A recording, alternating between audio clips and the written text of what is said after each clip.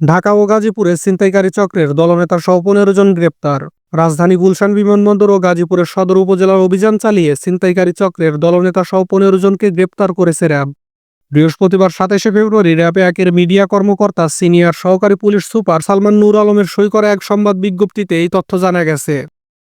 গ্রেপ্তার ১৫ জন হলেন ছিনতাইকারী দলের নেতা ইমন, বয়স ২৪ বছর, সদস্য রতন, বয়স ২০ বছর, ইয়াসিন, বয়স ২০ বছর, সোহেল রানা, বয়স ২২ বছর, জাহিদ হাসান, বয়স ২৮ বছর, সাকিব, বয়স ২৪ বছর, ইমাম, বয়স ২৬ বছর, মারুফ, বয়স ১৯ বছর, পলাশ, বয়স ২২ বছর, শুভ, বয়স ২২ বছর, বাসির, বয়স ২৪ বছর, সাগর, বয়স ২২ বছর, আনোয়ার, বয়স ৩৫ বছর, আরিফ, বয়স ২২ বছর ও শাহিন, বয়স ৩৮ বছর।